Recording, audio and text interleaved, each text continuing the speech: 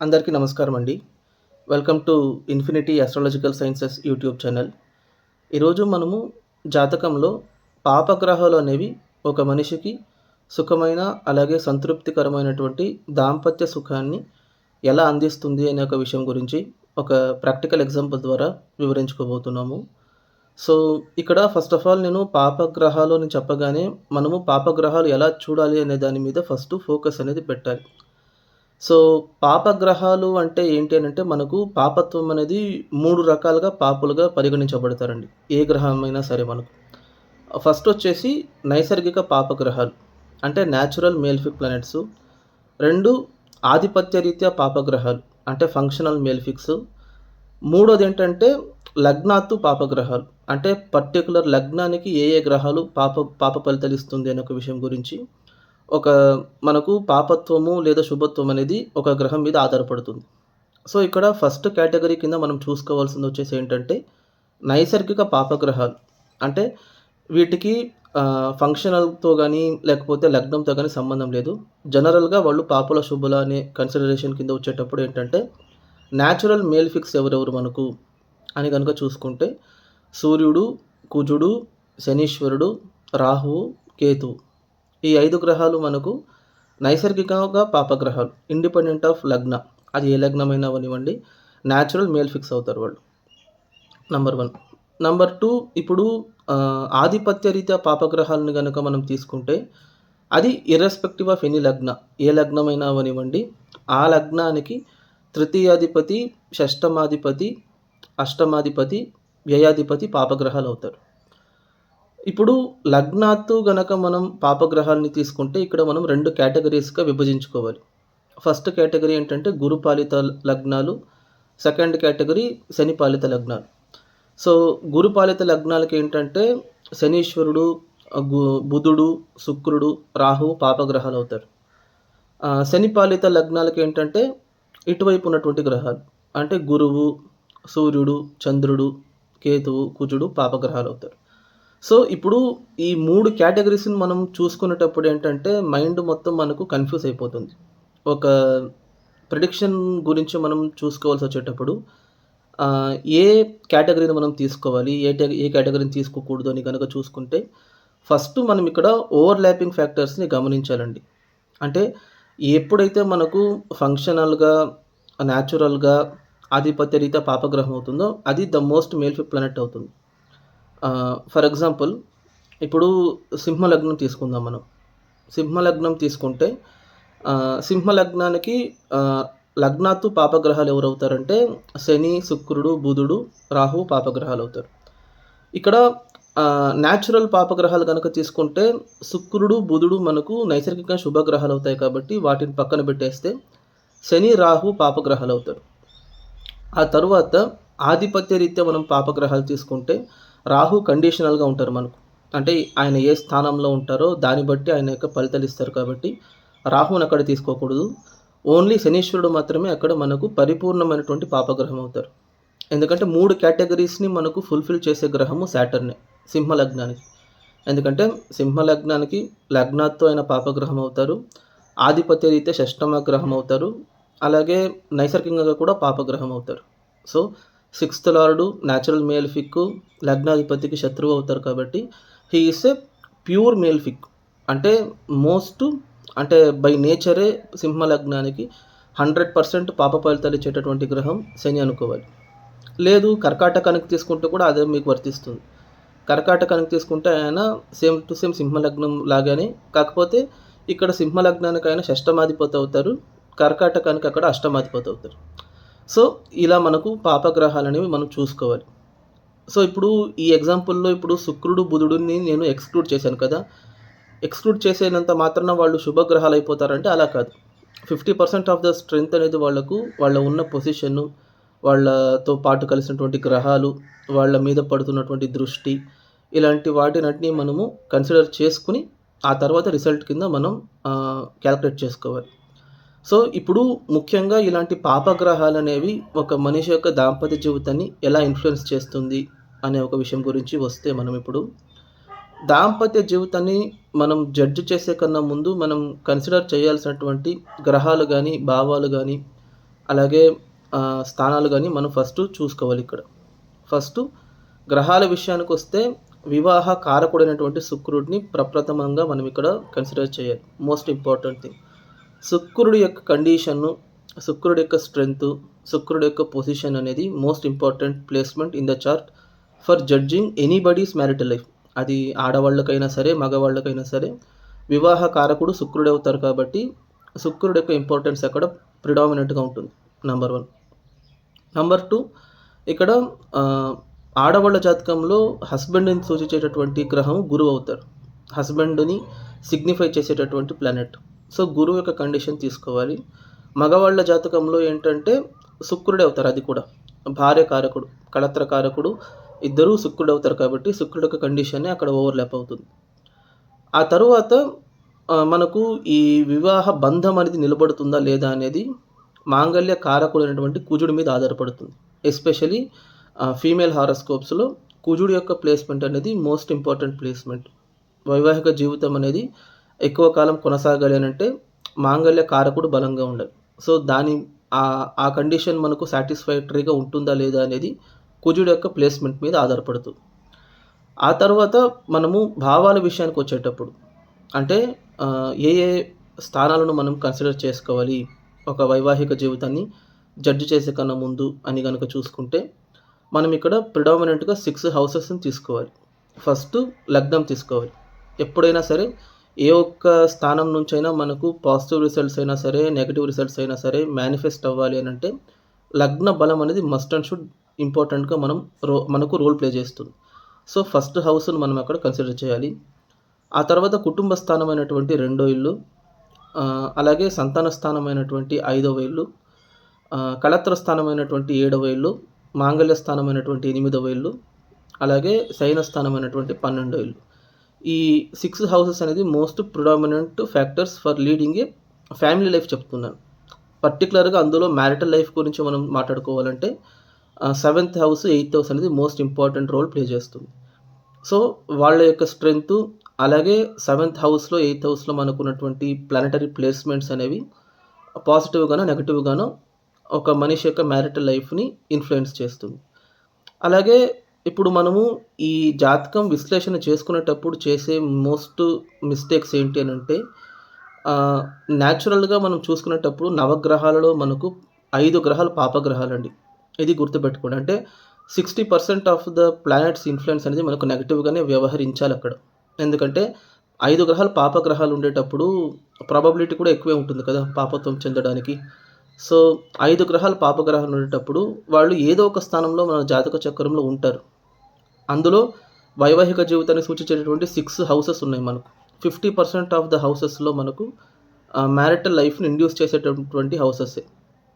So, అలాంటి హౌసెస్‌లో ఈ 5 గ్రహాలు ఎవరో ఒక్కరైనా ఉంటారు.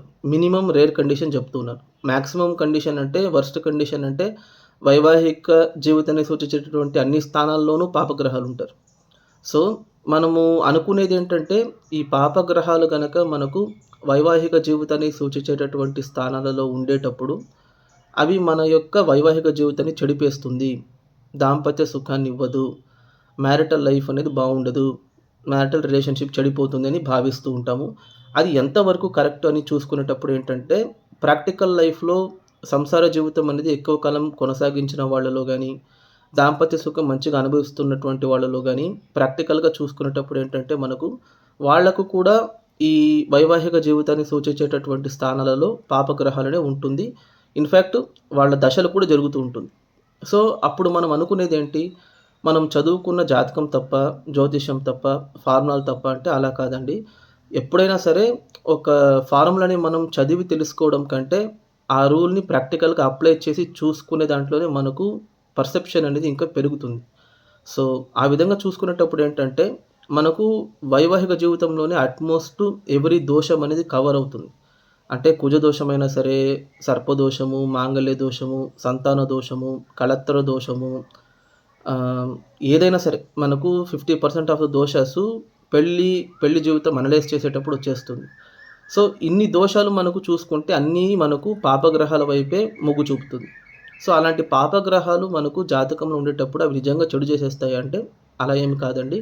ఎంతోమందికి 7థ్, 8థ్, 12థ్‌లో పాపగ్రహాలుండి వాళ్ళు అత్యున్నతమైనటువంటి దాంపత్య సుఖాన్ని అనుభవించిన వాళ్ళు ఎంతోమందున్నారు.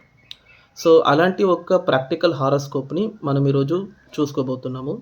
సో, మీరు గనక స్క్రీన్‌ని గమనించినట్టయితే మీకొక జాతకం కనిపిస్తుంది చూడండి. సో, మీరు గనక ఈ జాతకాన్ని గమనించినట్టయితే ఇది ఒక ఆడవారి జాతకం అండి. ఈవిడ జన్మించిందొచ్చేసి కర్కాటక లగ్నంలో జన్మించారు. సో, ఆవిడ గ్రహస్థితిని కనుక గమనించినట్టయితే ఆవిడ జన్మించిందొచ్చేసి కర్కాటకంలో చంద్రుడున్నారు. లగ్నాధిపతి లగ్నంలో ఉన్నారు. పంచమంలో రాహు ఉన్నారు. సప్తమంలో కుజుడు అలాగే బుధుడు ఉన్నారు. అష్టమంలో సూర్యుడు ఉన్నారు. నవమంలో గురువు, శుక్రుడు ఉన్నారు. ఏకాదశంలో కేతు ఉన్నారు. ద్వాదశంలో వక్రించిన శనీశ్వరుడు ఉన్నారు. నేను శనికి అందుకే బ్రాకెట్స్ వేశాను. సో, ఇది ఆవిడ యొక్క గ్రహస్థితి. సో, ఇప్పుడు మనం ఫస్ట్ ఆఫ్ ఆల్ ఈ జాతకాన్ని చూడగానే మనకు వచ్చే పర్స్పెక్టివ్ అంటే ఎప్పుడైనా సరే ఒక జాతకాన్ని నెగెటివ్ పర్స్పెక్టివ్‌లో, పాజిటివ్ పర్స్పెక్టివ్‌లో చూడాలి మనం. సో, ఇక్కడ మనం చేసే తప్పేంటి అనంటే మెజారిటీ ఆఫ్ ద కేసెస్‌లో మనం ఒక జాతకాన్ని నెగెటివ్‌గా చూడడానికి ట్రై చేస్తాం. ఎందుకంటే ఉన్నటువంటి పాజిటివ్ ఫ్యాక్టర్స్‌ని బయట పెట్టేసి ఏ ఏ ఫ్యాక్టర్స్ మనకు అఫ్లిక్ట్ అవుతున్నాయి, ఏ ఏ స్థానాలు మనకు డ్యామేజ్ అవుతూ ఉన్నాయి అనే దాని మీదే మనకు కాన్సంట్రేషన్ అనేది ఎక్కువ ఉంటుంది. సో, అలా ఒక నెగెటివ్ పర్స్పెక్టివ్‌లో గనక మనం ఈ హారోస్కోప్‌ని గమనించామనుకోండి, ఇందాక నేను చెప్పినటువంటి వైవాహిక స్థానాలు అంటే వైవాహిక జీవితాన్ని సూచించేటటువంటి స్థానాలను చూసుకోండి మీరు. లగ్నంలో లగ్నాధిపతి ఉన్నారు. అదొకటి చాలా మంచి కాంబినేషన్. అదొకటి వదిలేస్తే మీరు కుటుంబ స్థానాన్ని గమనించండి. కుటుంబ స్థానాధిపతి అంటే రెండో ఇల్లు. రెండో ఇంటి అధిపతి సూర్యుడు ఎక్కడున్నారో చూడండి. అష్టమ స్థానంలో శత్రువు ఇంట్లో ఉన్నారు ఆయన. అంటే శనీశ్వరుడి ఇంట్లో ఉన్నారు, దుస్థానంలో ఉన్నారు. సో, ఆయన చెడిపోయారన్నట్టుగా భావించారు. ఒకటి. మళ్ళీ పంచమ స్థానం విషయానికొస్తే పంచమాధిపతి మీకు ఉచ్చంలో ఉన్నా కూడా అది శత్రుక్షేత్రం అవుతుంది. చాలామంది ఇలాగే కన్సిడర్ చేస్తారు. ఉచ్చాన్ని కూడా భావించరు గానీ కుజుడు శనీశ్వరుడి ఇంట్లో ఉన్నారని చెప్తారు. అది మంచిది కాదు. ఆయన శత్రువైనటువంటి బుధుడితో పాటు కలిసి ఉన్నారు. అది మంచిది కాదు. పంచమంలో రాహు ఉన్నారు. ఆ రాహు కూడా ఎలా ఉన్నారక్కడ? నీచబడి ఉన్నారు. సో, అది కూడా మంచిది కాదు. సో, పంచమం కూడా చెడిపోయిందక్కడ. సప్తమం విషయానికొస్తే ఇంకా దాని గురించి మాట్లాడాల్సినటువంటి అవసరమే లేదు. కుజుడు అక్కడ ఉచ్చ క్షేత్రంలో ఉన్నారు. విపరీతమైనటువంటి కుజదోషము. అస్సలు వైవాహిక జీవితం బావుండదు. మోస్ట్ ఇంటెన్సిఫైడ్ కుజదోషం ఉంది కాబట్టి అసలు పెళ్ళే జరగదు. ఒకటి. పోనీ ఒక్క కుజుడేమైనా అక్కడ ఉన్నారా అనంటే కర్కాటక లగ్నానికి దుస్థానాధిపతి అయినటువంటి బుధుడు కూడా అక్కడే ఉన్నారు. ఏంటి? తృతీయ వ్యయాధిపతి కూడా అక్కడే ఉన్నారు. అది కూడా వాళ్ళిద్దరి మధ్య అక్కడ గ్రహ యుద్ధం జరుగుతుంది.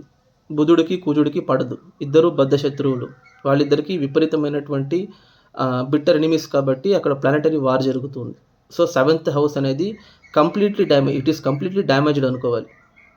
8th హౌస్ విషయానికొస్తే ఇందాక చెప్పినట్టు 8థ్‌లో సూర్యుడున్నారు.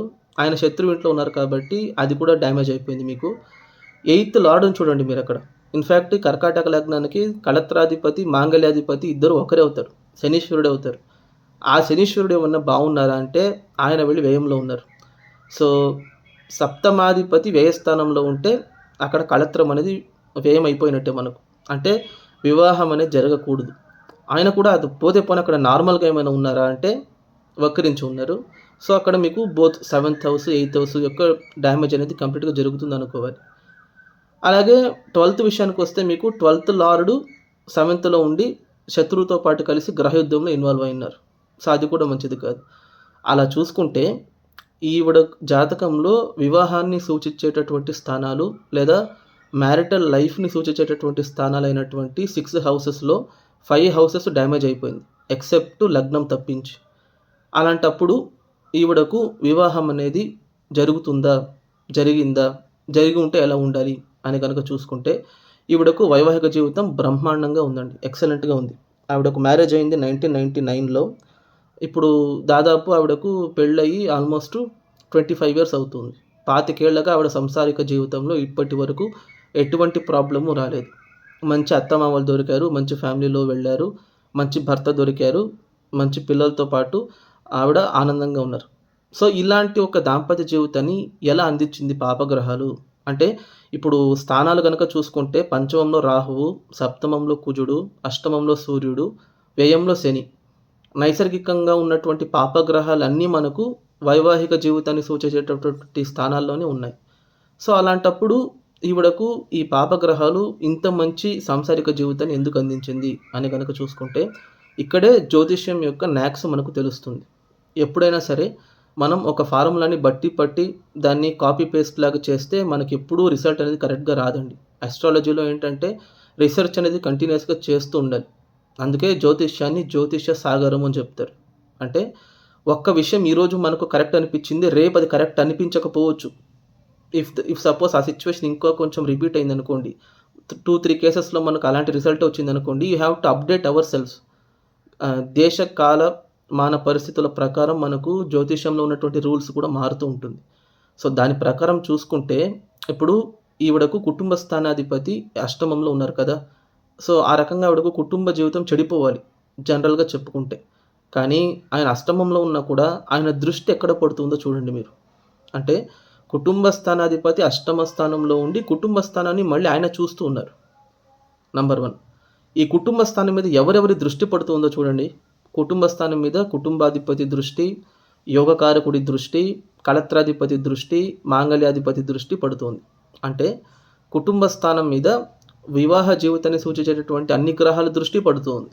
అప్పుడు ఇన్‌ఫాక్ట్ అది మీకు డ్యామేజ్ అవ్వడం కాకుండా కుటుంబ స్థానంలో మీకు హస్బెండ్ ఫ్యామిలీ నుంచి రావాల్సినటువంటి సపోర్ట్‌ని, వాళ్ళతో ఉన్నటువంటి ఎమోషనల్ కనెక్షన్స్‌ని ఇంకా మీకు పెంపొందించి ఇవ్వడానికి అది మీకు సపోర్ట్ ఇస్తుందే గానీ, అది మీ యొక్క కుటుంబాన్ని చెడపదు. ఇన్‌ఫాక్ట్ చెప్పాలంటే ఈవిడ పుట్టి పెరిగినటువంటి పుట్టినింట్లో కూడా ఈవిడకు అంత మంచి సుఖాలు, లేకపోతే అంత మంచి హాస్పిటాలిటీ ట్రీట్‌మెంట్ అనేది లభించలేదు. ప్రాస్పెరిటీ అనేదే ఆవిడకు ఆఫ్టర్ మ్యారేజ్ వచ్చింది. అది ఎందుకొచ్చిందో తర్వాత నేను చెప్తాను. సో, కుటుంబ స్థానం విషయానికొచ్చేటప్పుడు ఏంటంటే, కుటుంబ స్థానాధిపతి అష్టమంలో ఉన్నంత మాత్రాన ఆయన చెడిపోయారు అని అనుకోకూడదు. నంబర్ 1. ఇప్పుడు ఈవిడకు సంతాన స్థానం విషయానికి రండి. సంతాన స్థానంలో ఈవిడకు రాహు ఉన్నారు. ఆయన నీచబడిపోయారు. సో, టెక్నికల్‌గా చూసుకోవాలంటే అక్కడ మీకు సంతానం అనేది కలగకూడదు ఈవిడకు. సంతాన భాగ్యం పరిపూర్ణంగా మీకు అక్కడ తొలగిపోవాలి. ఎందుకంటే సంతాన స్థానంలో పాపగ్రహము, నీచగ్రహము ఉంది. అలాగే పుత్ర కారకుడైనటువంటి గురువు బాధకాధిపతితో పాటు కలిసి ఉన్నారు. అది కూడా మంచిది కాదని చెప్పాలి. కానీ ఇక్కడ ఎప్పుడైనా సరే రాహు మనకు ఇండిపెండెంట్‌గా రిజల్ట్ అనేది ఇవ్వరండి. రాహు ఇచ్చే రిజల్ట్ ఎప్పుడైనా సరే తాను ఉన్నటువంటి రాశ్యాధిపతి మీద గానీ, నక్షత్రాధిపతి మీద గానీ ఆధారపడి ఇస్తారు. ఈవెన్ ఇప్పుడు ఆయన శత్రుక్షేత్రంలో శత్రువుతో పాటు కలిసున్నా కూడా, ఆ శత్రువు గనక స్వక్షేత్రంలో ఉండి రాహుతో పాటు కలిస్తే, వక్రించి గనక రాహుతో పాటు కలిస్తే, లేకపోతే ఆయన ఉన్నటువంటి కంజంక్షన్‌లో ఉన్న ప్లానెట్ ఉచ్చంలో ఉంటే, అప్పుడు కూడా అది మీకు మంచి చేస్తుంది. ఫర్ ఎగ్జాంపుల్ ఇదే ఆల్బర్ట్ ఐన్‌స్టీన్ జాతకం తీసుకుంటే ఆయనకు అష్టమ స్థానంలో కుజుడు, రాహువు కలిసి ఉన్నారు. ఆయనది మిథున లగ్నం అవుతుంది. మకరంలో కలిసి ఉంటారు వాళ్ళిద్దరు. ఈవెన్ దో వాళ్ళిద్దరు బిట్టర్ ఎనిమీస్ అయినా కూడా ఆయనకు అంత మంచి క్రియేటివ్ ఇంటెలిజెన్స్‌ని, మంచి థింకింగ్‌ని, నాలెడ్జ్‌ని, అనలిటికల్ స్కిల్స్‌ని ఇచ్చారు. అటువంటి సైంటిస్ట్ ఇంతవరకు పుట్టలేదని చెప్తారు మనం. సో, అంత లెవెల్ ఆఫ్ క్రియేటివిటీని, రిసర్చ్ ఓరియెంటెడ్ స్కిల్స్‌ని ఇచ్చింది అదే కాంబినేషనే. సో, అలా చూసుకుంటే ఇక్కడ రాహు మనకు నీచంలో ఉన్నా కూడా ఆయన ఉన్న రాశ్యాధిపతి ఎలా ఉన్నారో గమనించండి. ఆయన వృశ్చిక రాశిలో ఉన్నారు. వృశ్చికానికి అధిపతి అయినటువంటి కుజుడు ఉచ్చక్షేత్రంలో ఉన్నారు. సో, రాహుకు అక్కడ స్థాన బలం అనేది దొరుకుతుంది. అదే ఆయన ఉన్నటువంటి నక్షత్రాన్ని గమనించండి మీరు. ఆయన మీకు అనురాధ నక్షత్రంలో ఉన్నారు. అది శనీశ్వరుడి నక్షత్రం అవుతుంది. శని ఎలా ఉన్నారో చూడండి అక్కడ మీరు వక్రించి ఉన్నారు. సో, రాహువుతో గానీ, కేతువుతో గానీ మనకు వక్రగ్రహాలు సంబంధపడేటప్పుడు విపరీతమైనటువంటి యోగాన్ని ఇస్తుందే కానీ చెడు చేయదు. అంటే టెక్నికల్‌గా మనకు 5th హౌస్‌లో రాహువు నీచ క్షేత్రంలో ఉన్నా కూడా ఆయన నీచంలాగా వేషం వేసుకున్నారు కానీ లోపల ఆయన ఉచ్చక్షేత్రంలో ఉన్నట్టుగానే భావించాలి మీరు. అంటే ఆయన అక్కడ పవర్‌ఫుల్‌గా ఉన్నారు. బెనిఫిక్‌గా రియాక్ట్ అవుతారు. ఒకటి. సప్తమం విషయానికి రండి ఇప్పుడు. సప్తమంలో ఈవిడకు కుజుడు, అలాగే బుధుడు ఉన్నారు. సో, ఇది చాలా తీవ్రమైనటువంటి కుజదోషానికి దారి తీయాలి. మరి ఈవిడకు అలాంటి కుజదోషం ఉందా లేదా అని గనక ఫస్ట్ గమనిస్తే, కుజదోషం అనలైజ్ చేసేటప్పుడు ఎప్పుడైనా సరే మనం we should not only take houses. అక్కడ కుజదోషాన్ని కాంపెన్సేట్ చేసేటటువంటి ఎన్నో యోగాలు, క్యాన్సలేషన్ ఫ్యాక్టర్సు, నలిఫైయింగ్ ఫ్యాక్టర్సు ఎన్నో ఉన్నాయి. అందులో ప్రప్రథమంగా మనం చూసుకోవాల్సింది ఏంటంటే లగ్నాత్ తీసుకోవాలి. ఫస్ట్ ఆఫ్ ఆల్ సింహ లగ్నానికి, కర్కాటక లగ్నానికి కుజదోషం అనేది వర్తించదని చెప్తారు. ఎందుకు అనంటే బికాస్ ఆ 2 లగ్నాలకి కుజుడు యోగకారకుడు అవుతారు. అంటే యోగాన్ని ఇవ్వాలి గానీ ఆయన దోషాన్ని ఎప్పుడు ఇవ్వరు. అలా భావించాలి. సో, అందుకే ఈ కర్కాటక లగ్నానికి ఆయన దోషాన్ని ఇవ్వరు. ఇంకా యోగాన్నిస్తారు. ఆయన ఉచ్చబడుతూ ఉన్నారంటే ఇంకా ఈవిడకు కళత్ర సుఖం ఇంకా బావుండాలని భావించాలి. యోగ కారకుడు కళత్ర స్థానంలో ఉచ్చబడుతూ ఉన్నారు. అంటే పెళ్ళైన తర్వాతే ఈవిడకు యోగం అనేది కలిసి రావాలి. ఇన్‌ఫాక్ట్ పెళ్లి తర్వాత ఈవిడకు ఆయన యోగాన్ని ఇస్తారు గానీ, కుజ దోషం వల్ల భర్త చనిపోవడమో, భార్య చనిపోవడమో, విడాకులు తీసుకోవడమో, సెపరేట్ అయిపోవడమో జరగదక్కడ. సో, కుజుడు అక్కడ ఉచ్చబడడం అనేది ఈవిడ పోయిన జన్మలో చేసుకున్నటువంటి ఒక పుణ్యం అని భావించాలి గానీ, కుజ దోషము అది మంచిది కాదని చెప్పకూడదు. సో, కళత్ర స్థానంలో కుజుడు ఉండడం మంచిదే ఇక్కడ. బట్ కుజుడితో పాటు అక్కడ బుధుడున్నారు మనకు. సో, అదొచ్చేసి ఏంటంటే మనకు గ్రహ యుద్ధానికి దారి తీస్తుందా అంటే, వాళ్ళిద్దరి మధ్య ఉన్నటువంటి మ్యూచువల్ డిస్టెన్స్‌ని గమనించాలి మీరు. ఆల్మోస్ట్ 16 డిగ్రీస్ ఉంది వాళ్ళిద్దరి మధ్యన మ్యూచువల్ డిస్టెన్స్. సో, 15 డిగ్రీస్ అనేది మనకు half of the house gap. So, half of the house gap ఉండేటప్పుడు వాళ్ళిద్దరి మధ్యన అక్కడ మ్యూచువల్ కోఆర్డినేషన్ అనేది పెద్దగా ఉండకపోవచ్చు. ఒకవేళ ఉన్నా కూడా ఎప్పుడైనా సరే సప్తమము, వ్యయము మనకు కనెక్ట్ అవుతుందో అప్పుడు అది ఇంకా మీకు మంచి ఒక దాంపత్య జీవితాన్ని ఇస్తుంది గానీ, చెడు చేయదు. ఇది మనము ప్రాక్టికల్‌గా ఎన్నో ఎగ్జాంపుల్స్‌తో మాట్లాడుకొని వీడియోస్ మన ఛానల్‌లోనే పెట్టుంచాం. ఎప్పుడైనా సరే 12థ్ కానీ, 7థ్ కానీ కనెక్ట్ అయితే మనం ఇలా భావించాలి. శయన స్థానము, కళత్ర స్థానము కనెక్ట్ అయ్యేటప్పుడు ఫిజికల్ ఇంటిమసీ అయినా సరే, స్పిరిచువల్‌గా లిబరేట్ అవ్వడానికైనా సరే, ఆధ్యాత్మికత జీవనానికైనా సరే, వివాహం అనేది దారి తీస్తుంది మనకు.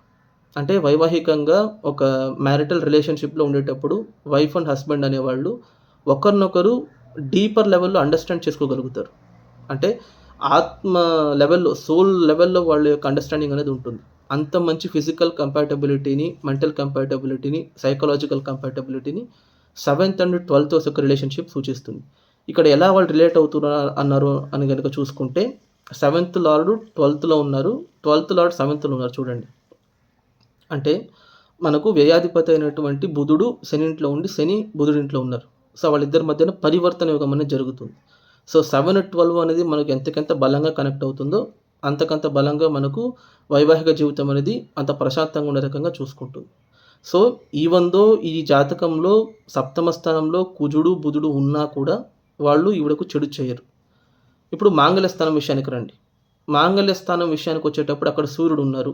ఆయన చెడు చేస్తారా అంటే, లగ్నాత్తు ఆయన కుటుంబ స్థానాధిపతి అవుతారు. లగ్నాధిపతికి ఆయన మిత్రుడవుతారు.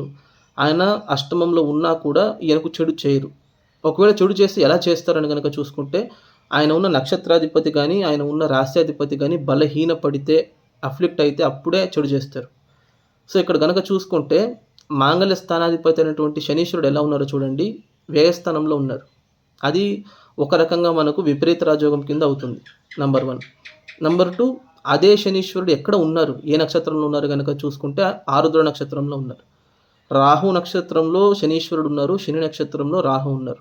వాళ్ళిద్దరి మధ్యన నక్షత్ర పరివర్తన జరుగుతుంది.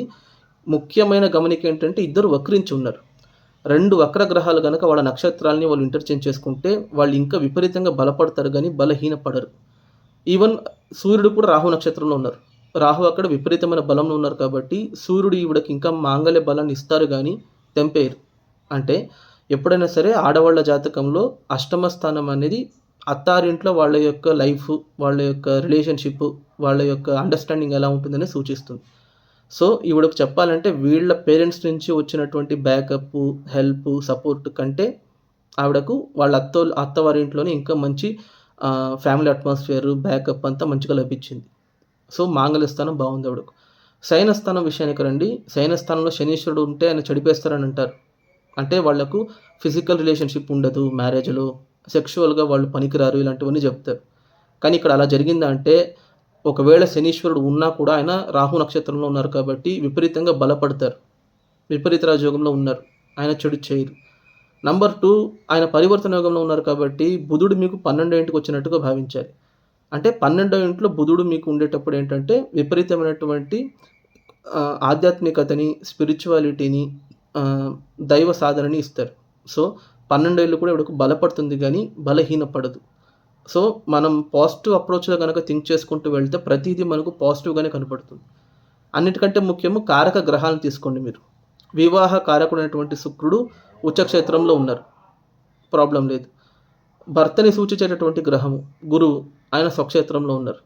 వాళ్ళిద్దరూ కలిసే ఉన్నారు. ఒక గ్రహం ఉచ్చక్షేత్రంలో ఉంది, ఒక గ్రహం స్వక్షేత్రంలో ఉంది. భాగ్యస్థానంలో ఉన్నారు, త్రికోణంలో ఉన్నారు వాళ్ళు. ఇంతకంటే పాజిటివ్ త్రికోణ స్థానాన్ని మీరెక్కడ చూడలేరు. సో, ఆవిడకు వివాహ స్థానము, భాగ్యస్థానము, కళత్ర స్థానము, శయన స్థానము, సంతాన స్థానము అన్నీ బలపడుతాయి గానీ బలహీనపడట్లేదు.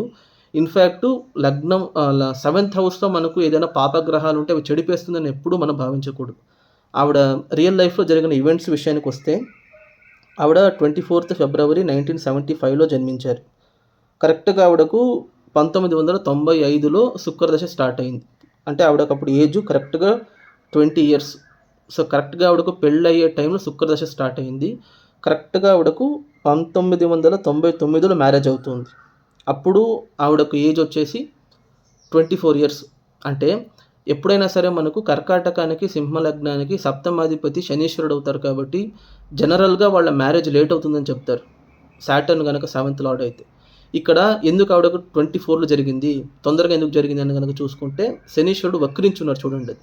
ఒకటి యోగకారకుడు 7th హౌస్‌లో ఉండేటప్పుడు ఆయన వివాహాన్ని లేట్ చేయరు. ఇంకా ఎంత తొందరగా అయితే అంత తొందరగా చేయడానికి ట్రై చేస్తారు. ఒకటి.